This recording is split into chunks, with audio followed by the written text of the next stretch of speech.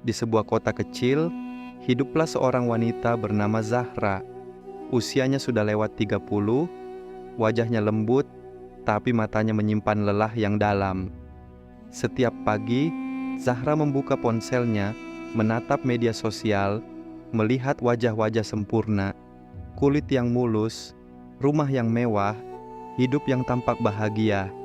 Tanpa sadar, dia mulai membandingkan dirinya. Kenapa hidupku begini saja? Pikirnya.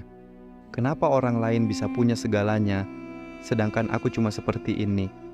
Hari demi hari, rasa syukurnya mulai terkikis. Ia mulai lupa bahwa nilai seorang perempuan tidak ditentukan dari wajah, harta, atau status, tapi dari hatinya yang sabar dan amalnya yang ikhlas. Sampai suatu hari, Zahra bertemu dengan seorang wanita tua penjual sayur di pinggir jalan. Wanita itu tersenyum pada setiap pembeli, meski bajunya sederhana dan wajahnya berpeluh. Namun dari senyum itu, ada ketenangan yang tak bisa Zahra temukan di dunia maya. Zahra pun bertanya, "Bu, kenapa ibu bisa tetap tersenyum di tengah kesulitan seperti ini?" Sang wanita tua menjawab pelan, "Karena kalau aku terus melihat ke atas, aku gak akan pernah merasa cukup. Tapi kalau aku melihat ke dalam, aku selalu ingat Allah gak pernah salah memberi takdir." Jawaban itu seperti cahaya kecil yang menyentuh hati Zahra. Untuk pertama kalinya, dia menutup ponselnya. Dia menatap wajahnya di cermin, bukan untuk menilai, tapi untuk bersyukur. Dalam hati, ia berbisik, "Ya Allah, mungkin aku tidak punya banyak hal di dunia, tapi Engkau sudah memberiku terlalu banyak yang belum aku syukuri." Hari-harinya mulai berubah.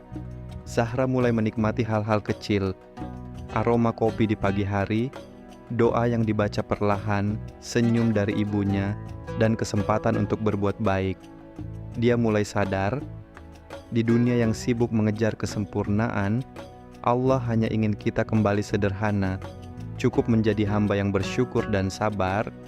Rasulullah pernah bersabda, "Sesungguhnya Allah tidak melihat rupa dan harta kalian, tetapi Allah melihat hati dan amal kalian."